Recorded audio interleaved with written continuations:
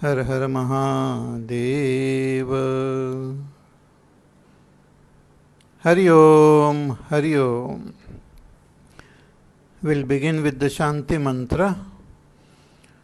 Om Bhadram Karnebhih Shrunuyama Devaah Bhadram Pashyemakshabhiryajatraah Stirairangaihi Stushtuvagamsastanubhih Veshema Devahitam Yadayuh Swasti na Indro Vruddhashravah Swasti na Pusha Vishwavedah Swasti nastaksho arishtanemihi Swasti no Brahaspatir dadhatu Om Shanti Shanti Shanti.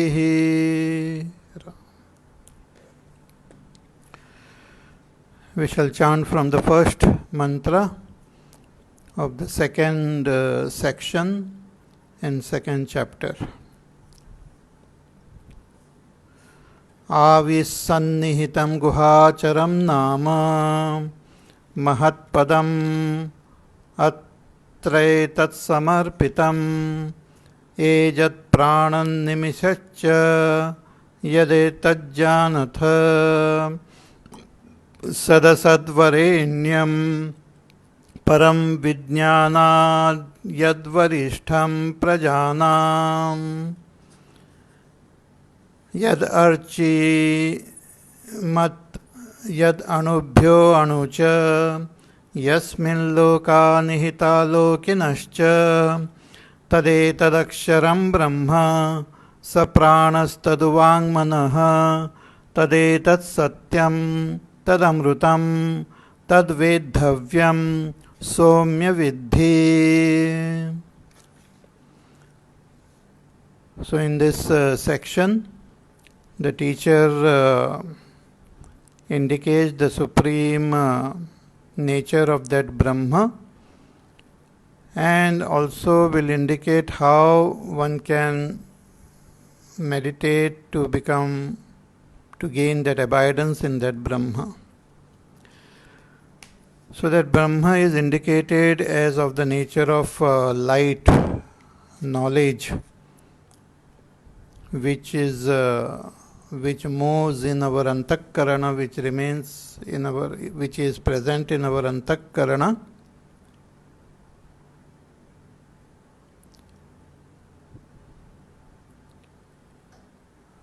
What happened? Can you hear me properly, all of you?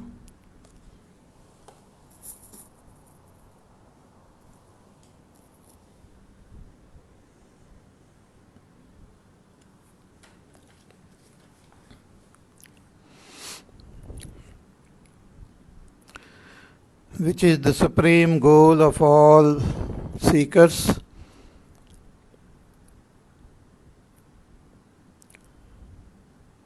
In which is established all beings. Yad archimad anubhyo anucha, that Brahma is very bright, brilliant. Shankaracharya ji writes कि दीप्तिमत दीप्त्या ही आदित्यादि दीप्यते इति दीप्तिमत ब्रह्म. By its light only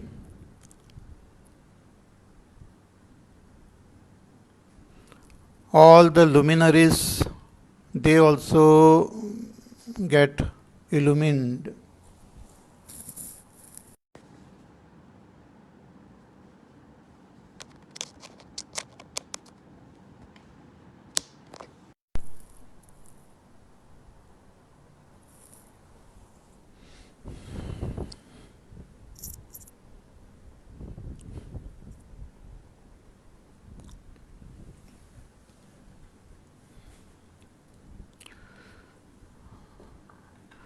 What is the problem? You can't hear me or you can't see me?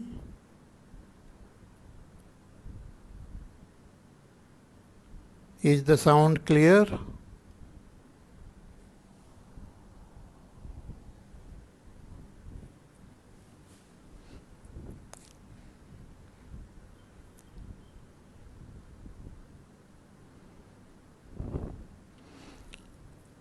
Is it getting frozen?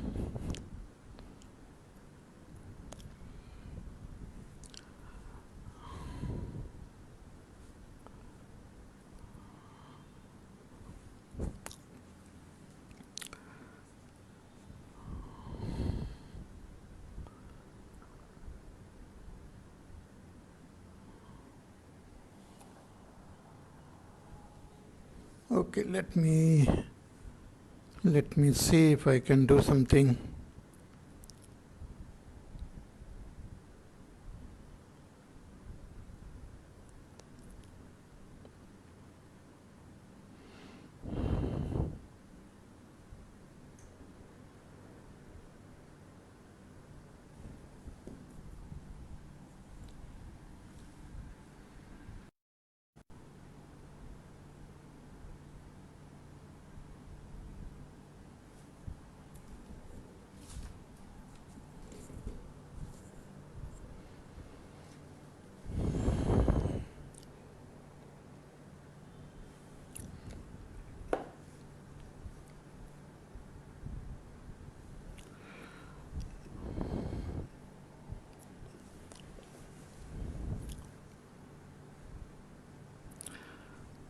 So yad archimad anubhyo anucha. Shankaracharya writes कि यद अर्चिमद दीप्तिमद दीप्त्या ही आदित्यादि दीप्यते इति दीप्तिमद ब्रह्म. That Brahma is deeptiman, it's luminous, because by its light only all the luminaries also get illumined, like the sun, the moon, the stars, etc. But it's very subtle, anubhyo anucha, subtler than the atom. And in that only is established that Brahma alone supports all the worlds. There are many worlds, and all these worlds are supported by that Brahma alone. Everything exists supported by Brahma. Not only the world, but all the beings who are living in those worlds. So, yasmin loka bhuradayah nihita stitaha echa lokinaha lokanivasinaha manusyadayah chaitanya ashrayahi sarve prasiddhaha. All of them are established in this Chaitanya Swarupa Brahma alone. Everything is supported by Chaitanya, by that pure consciousness, that Brahma.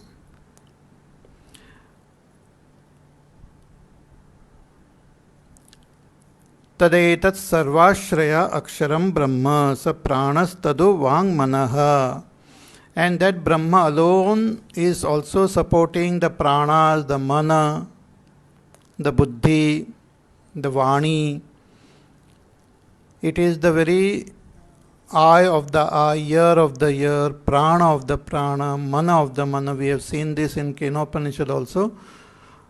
Sa chakshushas chakshuhu, shrotrasya shrotram, manaso mano yat pranasya pranaha, chakshushas chakshuhu. It is the eye of the eye, ear of the ear, mind of the mind, prana of the prana. It is that because of which pranas are prana. Everything is supported by the Chaitanya Swarupa Brahma alone.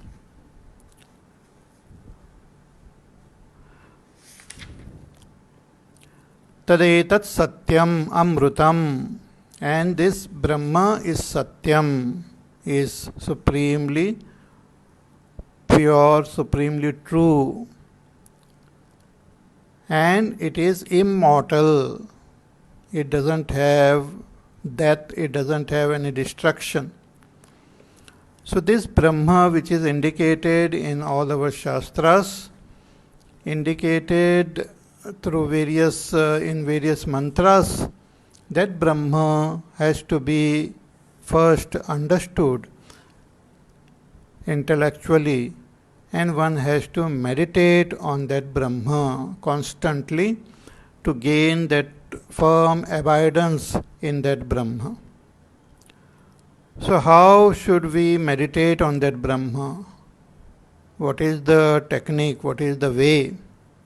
How can we meditate to become one with that Brahma? So that is been explained now in the following verses, in the following mantras, giving a very famous metaphor also.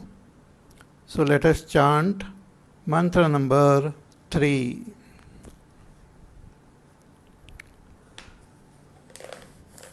धनुर्गृहीत्वौपनिषदं महास्त्रं शरं ह्युपासानिशितं सन्धयेत आयम्य तद्भावगतेन चेतसा लक्ष्यं तदेवाक्षरं सौम्य विद्धि. Again. धनुर्गृहीत्वौपनिषदं महास्त्रं शरं ह्युपासानिशितं सन्धयेत आयम्य तद्भावगतेन चेतसा लक्ष्यं तदेवाक्षरं सौम्य विद्धि. This very beautiful mantra.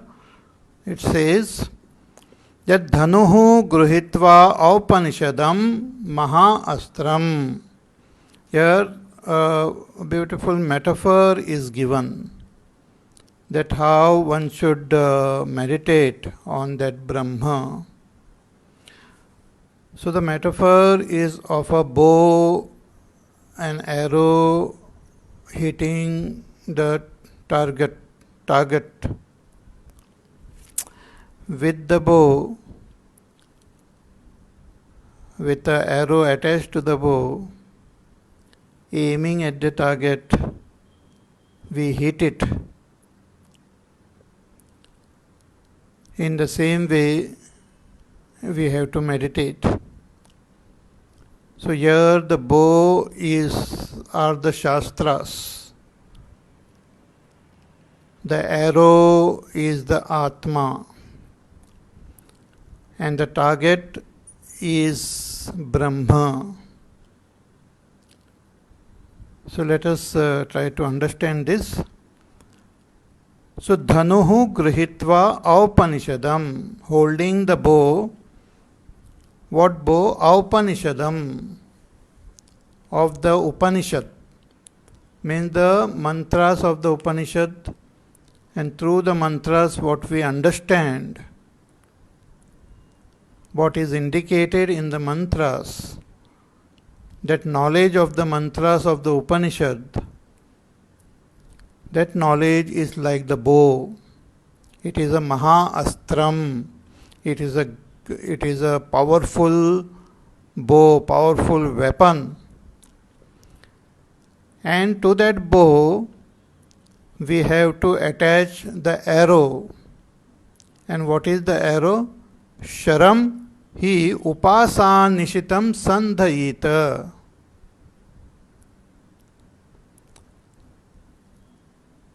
Actually, the arrow is, which will be mentioned in the next mantra also, is that Atma, our own self, that inner self, that Pratyek Atma or Sushupta Atma, Kshetrajna, Purusha, the Jiva is the arrow which is sharpened through deep contemplation, through upasana. He upasana nishitam, which is sharpened through upasana. One have to attach that arrow to this bow. And ayamya tad bhava gatena chetasa, and with our mind, pull that string of that arrow along with that bow, the string of the bow and arrow, we pull it back. Ayamya and laksham, and focusing our attention on that laksha, on the target. Tadev Aksharam, and what is the target? That is Brahma, the Akshara Brahma, the Supreme Brahma, which is indicated in all the Upanishads. That Brahma is the Laksha, the target. So, hey Soumya, oh dear disciple, Vidhi, you shoot that arrow on that Laksha. So the bow are the Shastras. Shastras means the Upanishads. Upanishads alone indicate that Brahma. All other scriptures which are in tune with Upanishad, they also indicate Brahma. But all those which are not tuned to Upanishad, they don't talk about Brahma. So only therefore the Brahma is indicated as Aupanishadam Brahma, that which is indicated in the Upanishads. So that Upanishadic knowledge which we acquire with the help of our buddhi is the bow. Without the bow, we cannot hit the arrow. The target is very far. It is near also and quite far also. So in order to hit the target, we need a bow. Without the bow, the arrow will not go very far. Many people, when they sit for meditation without the help of the Upanishadic knowledge, they don't go much far. They either get agitated while sitting in the seat of meditation, or they go to sleep, achieving nothing. So it's very important that we have a bow, which is the Shastras. And we have to attach an arrow to that bow, but that arrow also has to be sharpened. If the arrow is not properly aligned, if the arrow is not properly sharpened, then also it will not go far, or even if it touches the target, it will not stick there, it will just fall down. So the arrow should be very well sharpened.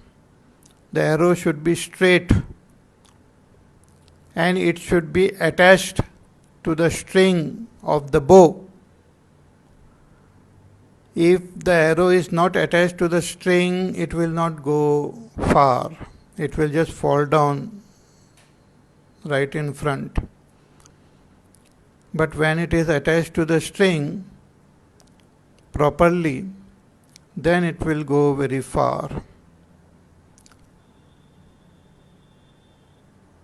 But when it hits the target, it should become one with the target. It should just get stuck there.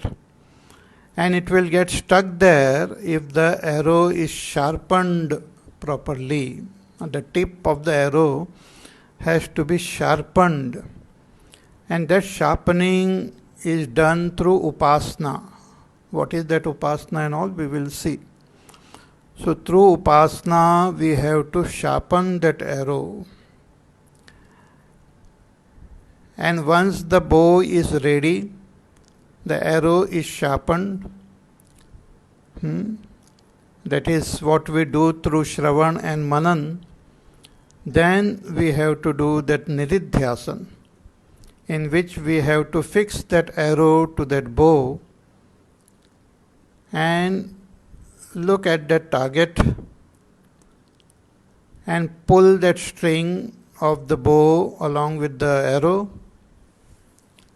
and shoot at the target,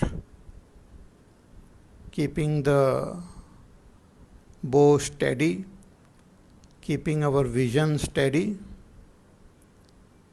We have to shoot at the target and hit the bull's eye.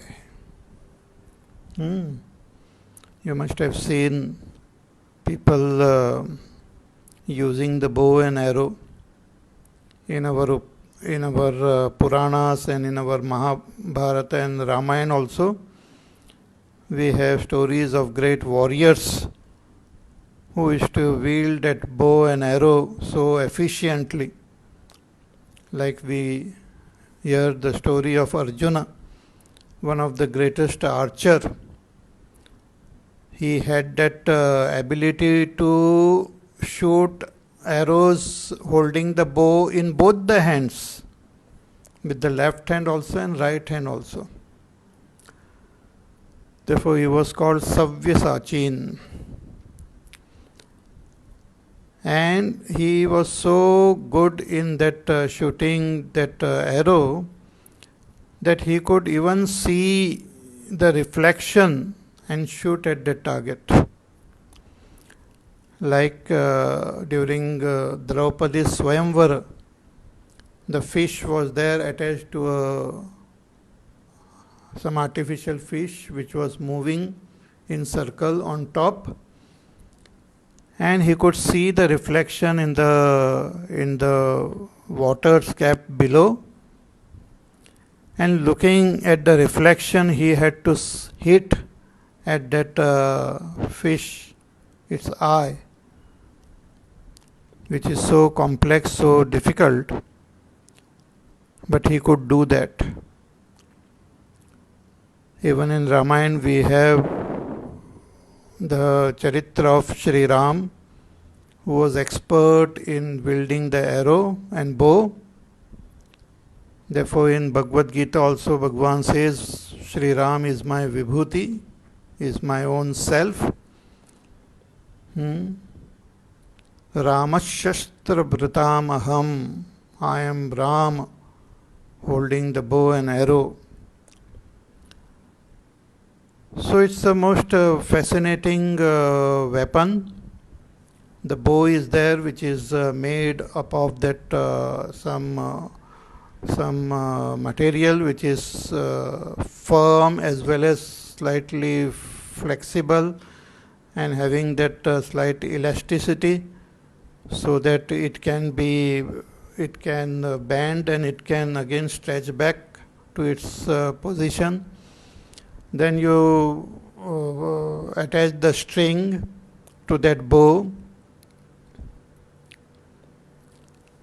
and the bow should be very, very well aligned, firm, strong, and the arrow should be good. Arrows should be good, sharpened, straight, and the one who is wielding that bow should be very, very efficient and good. The one who wields that bow, he holds that bow very strongly in his in one hand, and he points it towards that target and attaches the arrow and looks at the target,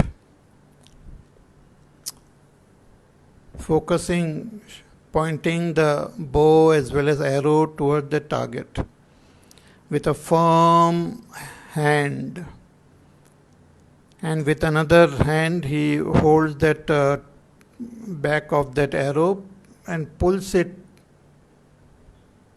till his ear, and looks at the target with full concentration, attention, and when he is absolutely sure about the target, absolutely sure about the strength and power of that bow and arrow, then he just releases that arrow and it goes and hits the target. And after hitting the target, it just becomes one with the target. So this is the metaphor which we have to contemplate to understand how we have to meditate. And all the factors which are there in this metaphor are very important. The bow is important, the target is important, the arrow is important, sharpening the arrow is important, holding the bow properly is important. All this is important. So let us read what Shankaracharya ji has written about this, and we will contemplate on it. So Shankaracharya ji says, Dhanuhu Ishvasanam Grihitva Adaya Upanishadam Upanishatsu Bhavam Prasiddham Mahastram Mahaccha Tad Astram Cha Mahastram Dhanuhu. This Dhanuhu, this bow, is the great weapon which is the knowledge revealed in the Upanishad. See, Upanishad, we have so many Upanishads we have seen. There are many Upanishads. Out of them, the 10 Upanishads are very important, on which Bhagwan Sri Adi Shankaracharya ji has written his commentary. We have already studied 3 of them, Isha Kena Kathaha. And in all this Upanishad, the truth is revealed. And how is it revealed? That Supreme Brahma is revealed. Therefore, all the Upanishad, the topic of all the Upanishad is Brahma Vidya. And that Brahma is so subtle, so very difficult to comprehend. So that Brahma is revealed giving so many different ways. So with the help of this world which we experience, that Brahma is indicated as the very cause of this world. Janmadyasya yataha.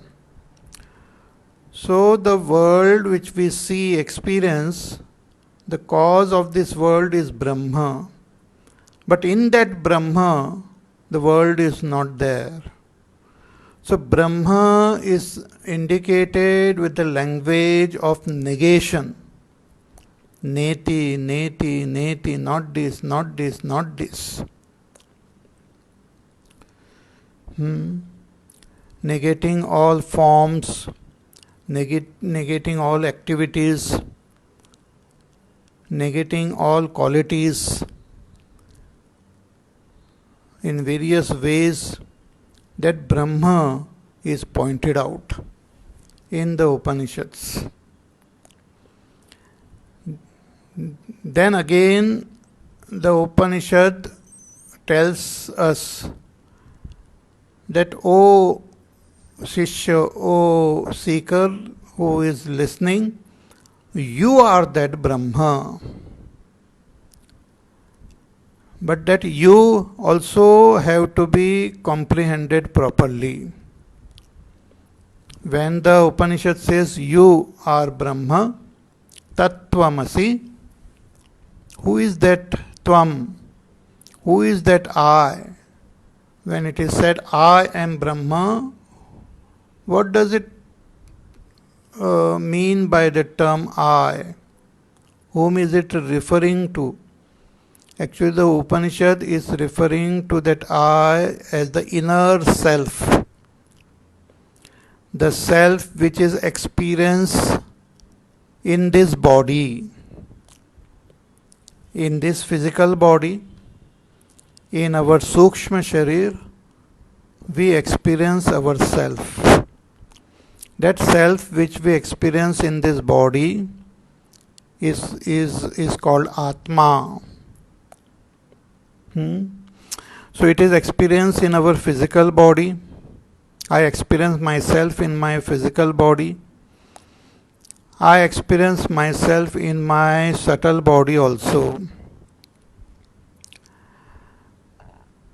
But even free from my physical body as well as subtle body, I experience myself when I am in deep sleep, in dreamless sleep. So I experience myself in the waking, I experience myself in the dream, and I experience myself in deep sleep also. In the waking, the body is functioning, gross body is functioning, the senses are also functioning, the mind is also functioning. In dream, only the mind is active, which creates different images. So I experience myself in dream also.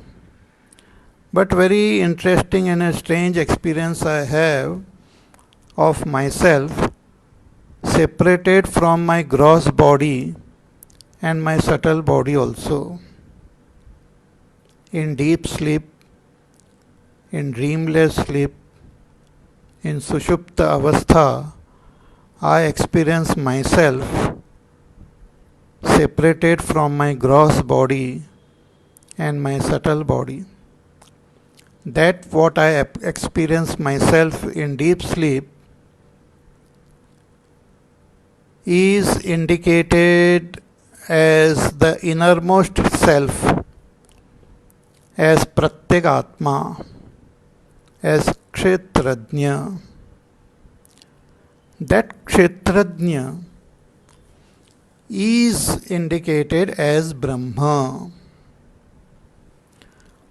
That Kshetrajna is Brahma.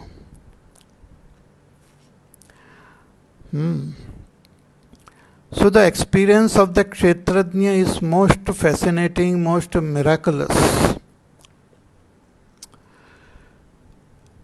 When I wake up, I think about my deep sleep and I know that I was existing there.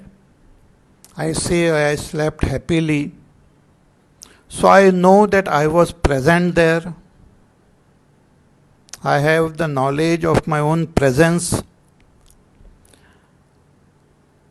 I also know that during that time I was cut off from my physical body.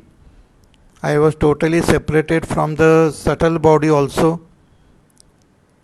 So even when I was separated from my physical body as well as the subtle body, I continued to exist.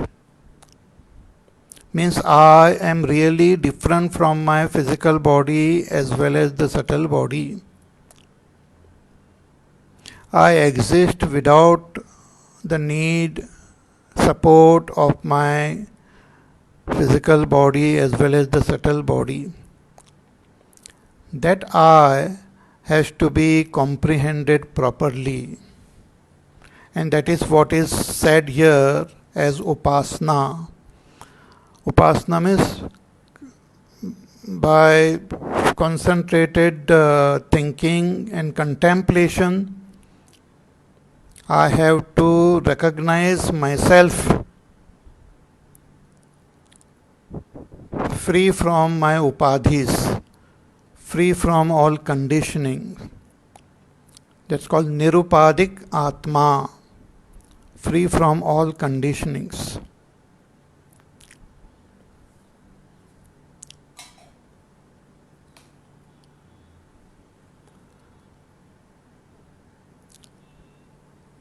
See, let us take the example of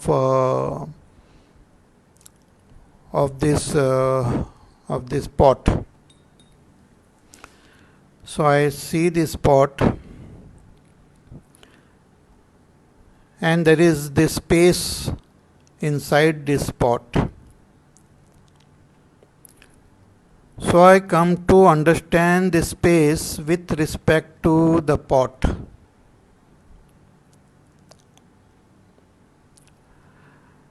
But when I focus my attention on the space itself, that space is totally different from the pot. It doesn't depend on the pot. It exists independently of the pot. And really, that space inside the pot is not different from the space outside. So when I look at the space with respect to the pot, I feel that it is confined only within the pot. But when I shift my attention, when I drop my attention of the pot, then I come to understand that space is all pervading, unlimited. Similarly, the I which I experience now is with respect to this pot of my gross body and subtle body. The gross physical body and the subtle body, which is made up of the senses and the antakarana and the pranas, they are like the pot. And the Atma is like the space within this pot, which is separate from the pot, means that Atma is separate from the physical body as well as the subtle body. I am not my physical body. I am not my subtle body. I am also not the characteristic of my physical body. The physical body moves, but I don't move. The senses, they see, hear, taste, touch, but I don't see, hear, taste, touch. The mind feels and thinks, but I don't feel and think.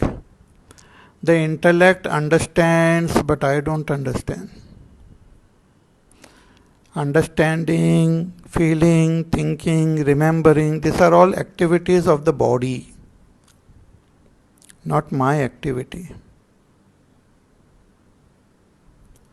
So that I, which is different from the Sthula Sharir and Sukshma Sharir, that I has to be recognized, and one has to focus one's attention on that I. That is what is called through upasana sharpening the arrow.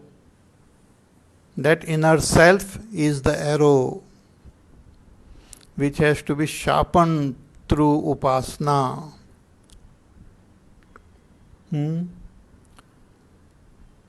With the help of the scriptural knowledge, we have to do that upasana and sharpen this arrow, means come to understand myself as that innermost self,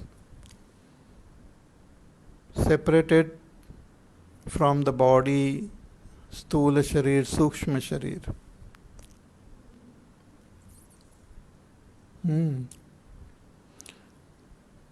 See, all these steps may take its own time and energy and effort, but this is the path. So Shankaracharya ji writes, कि उपासा निशितम संतताभि ध्यानेन तत् अनुकृतम संस्कृतम इति एतद्. So by constant meditation, contemplation, understanding, we have to comprehend this Atma. So with the help of the Shastras, we have to intellectually comprehend Brahma, And through upasana, we have to comprehend our own self.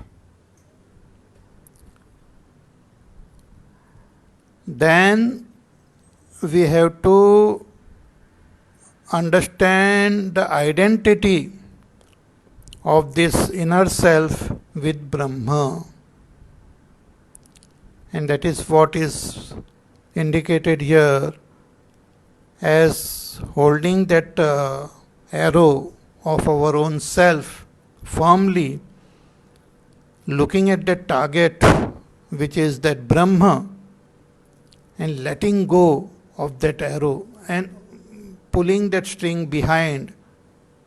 Pulling the string behind is withdrawing our identification with our body, our mind, withdrawing our identification with our antakarana, with our indriyas. Shankaracharya ji writes, कि संधाय च आयम्य आकृष्य स इंद्रियम अंतःकरणम स्व-विषयाद विनिवर्त्य लक्ष्य एवावर्जितम कृत्वा इति एतत्. Withdrawing the attention of the antakarana in the senses away from their objects,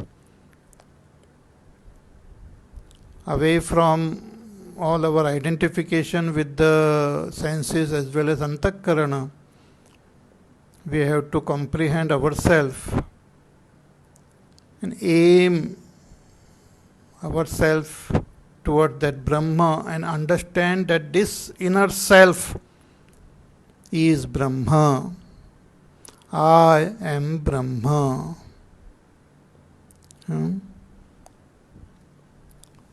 So nahi hastena eva dhanusha ayamanam iha sambhavati. This is just a metaphor. Not that outwardly we have to do something, but while meditating, we have to focus our attention on our own self and then understand this inner self as that Brahma, which is all pervading, which is Satyam, which is Jnanam, which is Anantam, which is the very source of this entire creation, but in which there is no creation. That Brahma am I. So, intellectually comprehending that Brahma, intellect and experientially holding on to our own inner self, we have to assert that inner self as Brahma.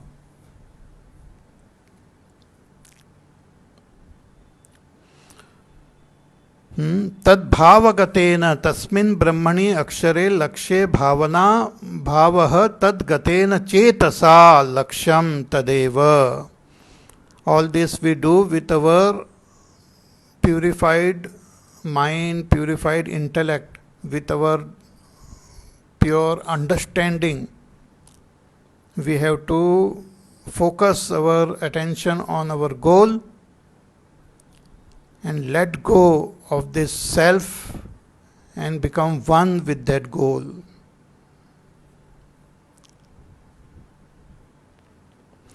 Yathokta lakshanam aksharam saumya viddhi.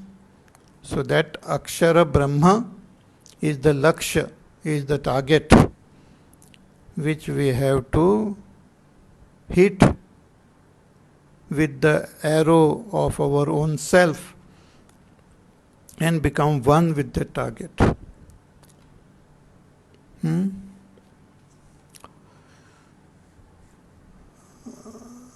I hope you are understanding what I am saying. So to make this more clear, the same metaphor is made more clear in the following mantra. So these two mantras put together reveals the path of meditation with the help of this metaphor of the bow, arrow and the target. So let us chant mantra number 4. Pranavo dhanuhu sharo hyatma brahmatallakshyamuchyate apramatena vidhavyam sharavattanmayo bhavet. Pranavo dhanuhu sharo hyatma brahmatallakshyamuchyate apramatena vidhavyam sharavattanmayo bhavet. Again in this mantra it is said, the different aspect of this metaphor is revealed further. Ki what is that dhanu? Pranavo dhanuhu. Pranava means Omkar is the dhanu. See, Omkar is the very sar of all that is taught in the Upanishads. In fact, in all the Vedas. Therefore, in Gita also Bhagavan says, Pranava sarva Vedeshu. I am the Pranava in all the Vedas. All that is said in the 4 Vedas, in so many Upanishads, in so many Puranas. There are 18 Puranas and 18 Upapuranas. In Mahabharata, in Ramayana, in so many our Dharma Granthas. What is the essence? What is the sar? What is said in all of these Shastras is conveyed through one sound symbol. And what is that? Om.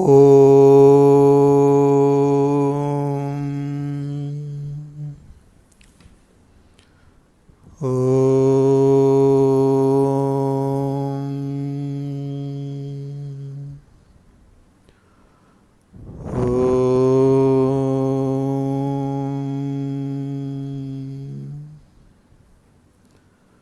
All that is conveyed in the Upanishads is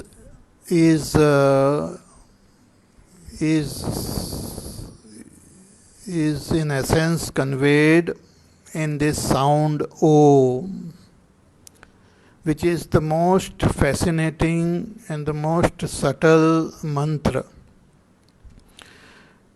In fact, to understand the mystery of the sound Om, we will have to study Mundaka Upanishad along with the Karikas, along with Bhagwan Shankaracharya's Bhashya. See, Mundaka Upanishad has got only 12 mantras, which reveals the secret of this Om. And on these 12 mantras, Gaudapadacharya ji has written what is called Karika. So many verses he has written in 4 chapters. And Bhagwan Sri Adi Shankaracharya ji has written Bhashya on all these 4 chapters. And all of them are indicating that Supreme Brahma through this sound symbol Om. Om iti tadaksharamidam sarvam tasyopavyakyanam bhutam bhavat bhavishyaditi sarvam omkara eva yachanyatrikalatītam tadapyomkara eva sarvametad brahma ayamatma brahma soyamatma chatushpad. In this way, the truth is revealed. See, when we talk about any object, there are 3 things which are there. For example, this pot. One is the name. if we want to communicate to someone about this pot, we use the name pot. Ne? Suppose lot of objects are there, and if I tell you, oh, please bring that pot to me, so you will just pick it up and bring it. But if that name is not used, then you will not know what I am talking about. So there is the name. Then there is the material, the form. The form is there.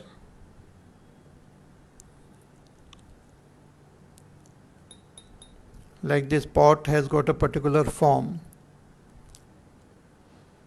And then the Swarupa is there, the essence, which is clay. So the name, the form, and the clay, all of them are linked together. The name indicates this form only, and the name indicates that clay also. So all are linked together. Similarly, this world which we see is indicated by the name Om. So Om not only is the name of the manifested world, but Om also indicates the unmanifested, that Supreme Brahma. And through Om, we can not only comprehend Brahma, but through Om, we can comprehend our own inner self also. So, there are these three letters in Om, U, Ma. So, indicates that I in the waking, indicates myself in the waking state. U indicates myself in the dream. Ma indicates myself in the deep sleep. And all U, Ma put together is Om. That Om indicates myself beyond these three. The fourth, that is the Turiya Atma, which is Brahma. So that Pranava, understanding that Pranava is like having the Dhanush, the bow. So Pranavo Dhanuhu, and Sharo Yatma, and the Shara, the arrow, is the Atma, the inner self.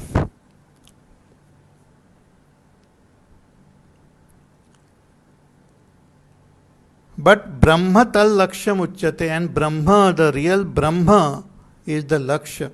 See, we can hold the bow, we can hold the arrow also, but the Lakshya is far away. We can comprehend what the scriptures are saying with the help of our intellect. So that is like holding the bow in our hand.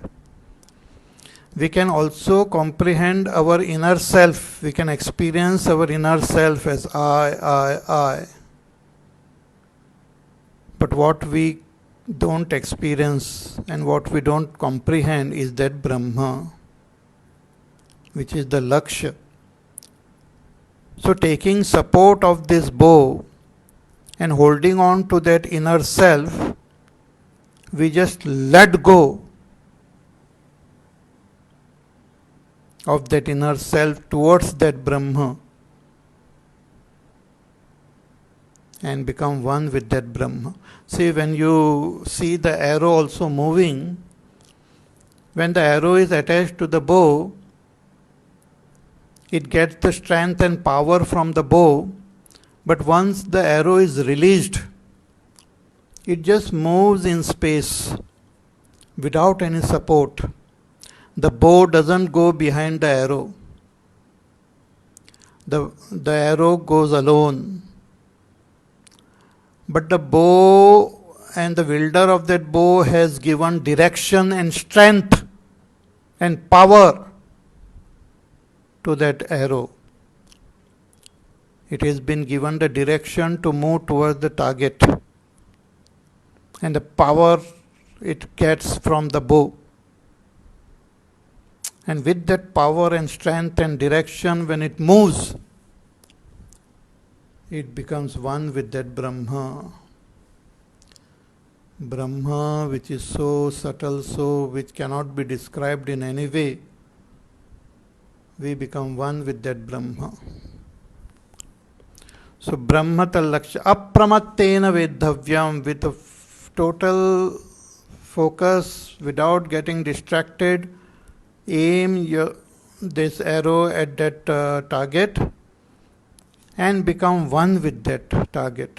Apramattena Vedhavyam Sharavat Tanmayo Bhavet. Sharavat, like the arrow, when it hits the target, it becomes one with it. It doesn't fall down. It just gets embedded into it and remains stuck. Similarly, we contemplate, meditate on that Brahma and just be that Brahma. Be that Brahma. From the, just like space, from pot space, become the all-pervading space. The pot space is like that arrow, and all-pervading space is that Brahma.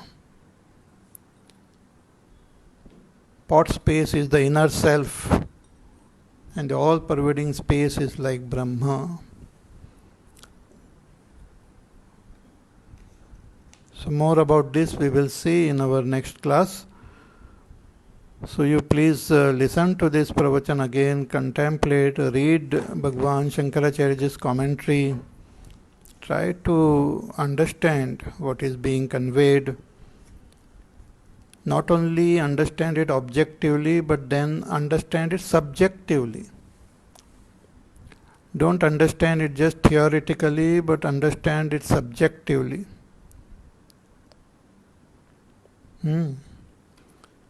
Then only it will be helpful. So we will see more about this in our next class on Monday.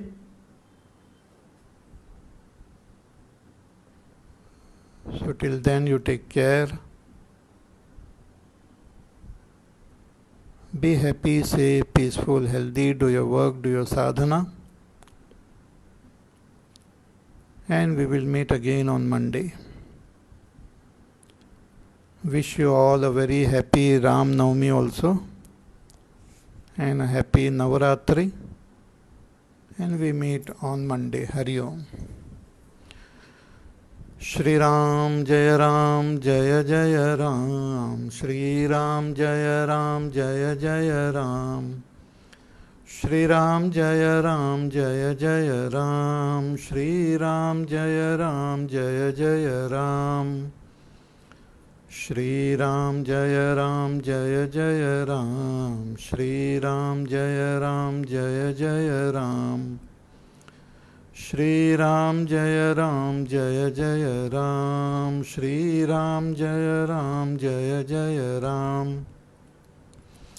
Shri Ram Jaya Ram Jaya Jaya Ram. Shri Ram Jaya Ram Jaya Jaya Ram. Shri Ram Jaya Ram Jaya Jaya Ram. Shri Ram Jaya Ram Jaya Jaya Ram. Shri Ram Jaya Ram Jaya Jaya Ram. Shri Ram Jaya Ram Jaya Jaya Ram. Shri Ram Jaya Ram Jaya Jaya Ram. Shri Ram Jaya Ram Jaya Jaya Ram. Jaya Jaya Ram Jaya Jaya Ram. Boliye Syavar Ramachandra Bhagwan ki Jai. Om Purnamada Purnamidam Purnat Purnamudachyate Purnasya Purnamadaya Purnamevavashishyate. Om Shanti Shanti Shanti. Harihi Om Shri Gurubhyo Namaha. Harihi Om.